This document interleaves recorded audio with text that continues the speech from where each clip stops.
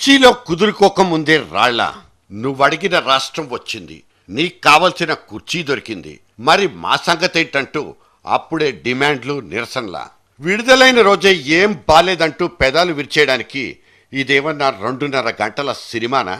రాష్ట్రం, రాజకీయం, పరిపాలన, ప్రజలు, ఎన్నెన్ని విషయాలు, ఎన్నెన్ని సమస్యలు. కల్వకుంట్ల చంద్రశేఖరరావు అనే నేను అంటూ ప్రమాణ పత్రాన్ని చదివేసి వారం తిరక్క ముందే క్యాంప్ ఆఫీస్ మీద రాళ్లు పడిపోతున్నాయి. భావ్యమా లేక ఇదే ఆయన భవితవ్యమా? ఏక్ నజర్.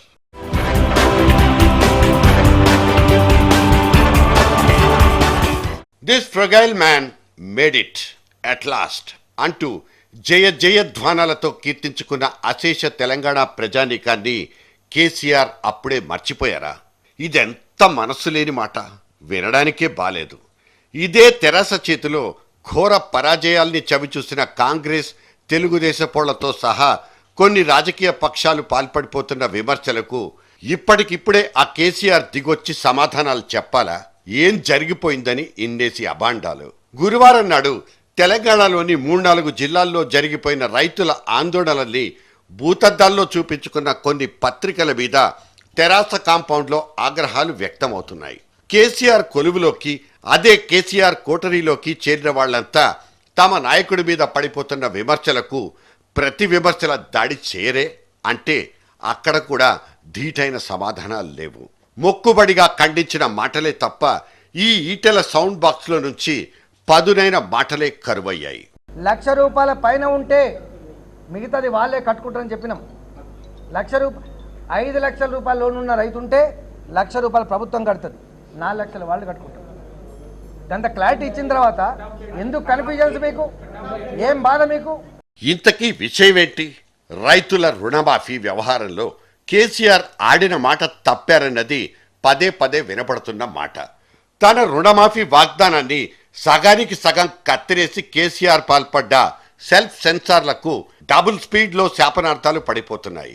ముఖ్యమంత్రిగా ఈ రుణమాఫీకి సాయం చేయండంటూ అర్థించుకున్న కేసీఆర్కు అక్కడ 10,000 కోట్ల రూపాయల మాఫీకి మాత్రమే ఆమోదముద్ర పడిందన్నది కేసీఆర్ను హింసిస్తున్న పరమ చికాకైన విషయం.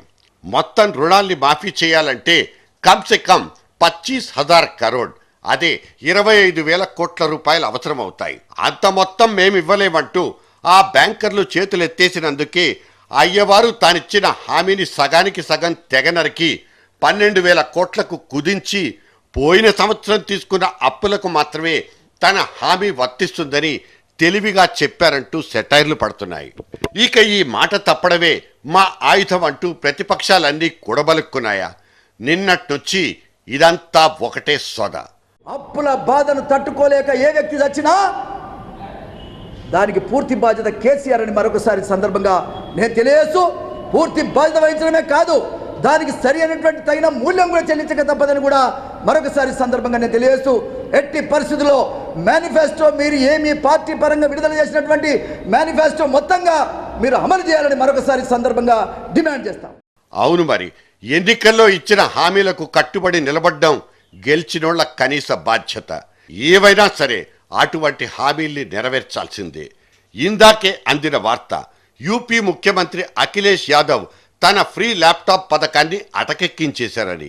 ఇది కూడా అంతేనా అంటూ కేసీఆర్ మీద ఎప్పటినుంచో కసి మీదున్న ఓ బుడ్డ సాఫ్ట్వేరోడు సోషల్ నెట్వర్కింగ్ సైట్లో విసిరిన అస్త్రం.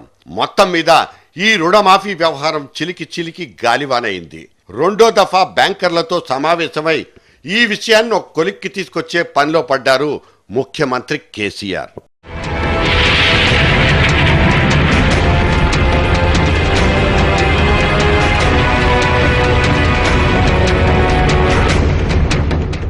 ఇక చకచకా మిగతా విషయాలకు వచ్చేద్దాం. మొదటి రోజే, ఇంకా చెప్పాలంటే మంత్రివర్గ విస్తరణ జరిగిపోయిన మరుక్షణమే మీ క్యాబినెట్లో అసలు ఆడోళ్లే లేరంటూ విమర్శలు. అదేదో మలి విస్తరణలో ఉంటుందంటూ అక్కడి నుంచి సంకేతాలు. ఇంకో 7గురికి విస్తరణలో ఛాన్స్ ఉన్నా అందులో మేముంటామంటూ అక్కడ ప్రతివాడు ఆశలు పెట్టేసుకున్న వాళ్లే. ఈ బుగ్గకార్ల బారాత్లేమో గాని ఆశావాదుల దాటికి ఆ కారు పార్టీ అధినేతకు టాప్లే లేచిపోతున్నాయి. ఒక కోదండరాంను ఆహ్వానించలేదని, అసలు అపాయింట్మెంట్ ఇవ్వలేదని, ఇద్దరి మధ్య దూరం పెరిగిపోయిందని, ఆయన తెలంగాణ పత్రిక పరపరా చిరిగిపోయిందంటూ వార్తలు మన చెవిన పడకుండా ఎందుకుంటాయి? రాజాం అనే వ్యాపారస్తుడు కేసీఆర్ గూటిని వీడి కాషాయం కండువా తగిలించుకున్నారన్న ఫోటో వార్త కనిపించగానే వెబ్సైట్ల నిండా కేసీఆర్ అహంభావానికి సంబంధించిన వార్తలు. కేసీఆర్తో వేగలేకే సదరు రాజాం గారు వెళ్లిపోయారని, ఆయన అడిగిన రాజ్యసభ సీటు ఇవ్వనందుకే పెట్టే బేడా సర్దేసుకున్నారని పటాకులు పేల్చారు. మేం కేసీఆర్కు 6 నెలల టైం ఇచ్చాం, కానీ అప్పుడే అధోగతి పాలైపోతున్నారని ఆ పచ్చ పార్టీ ఫ్యాక్టరీ నుంచి ఒకటే పొగలు. ఈ మాట అంటే అసలు నిప్పులేదే పొగ రాదు కదా, మరి మీరెందుకు రాస్తున్నారంటూ దీర్ఘాలు వినిపిస్తాయి. అందుకే ముఖ్యమంత్రి కుర్చీలో కుదురుగా కూర్చోకముందే ఇన్నేసి రాళ్లా అంటూ అన్నది. ఇక్కడో ముఖ్యమైన విషయం, సచివాలయంలోని డి బ్లాక్ బిల్డింగ్లో గోనె సంచుల్లో కుక్కేసిన ఫైళ్లన్నీ గదులకు గదుల్లో ఉక్కపోతతో మగ్గిపోతున్నాయి. చివరాఖరికి టాయిలెట్స్లో సైతం ఈ గోనె సంచుల్ని కుక్కేసిన పరిస్థితి అంటూ ఒక పత్రిక అచ్చేసుకుంది. అంటే పాత ఆంధ్రప్రదేశ్ రాష్ట్ర పట్టాన్ని అతి జాగ్రత్తగా కత్తిరించేశామంటూ ఇన్నాళ్ళు చెప్తున్న వార్తల్లో అస్సలు నిజమే లేదన్నమాట. 4 రోజులుగా ముఖ్యమంత్రి ఒక్కరే ఆఫీసుకెళ్లి తిరిగి వచ్చేస్తున్నారంటూ ఇంకో వార్త.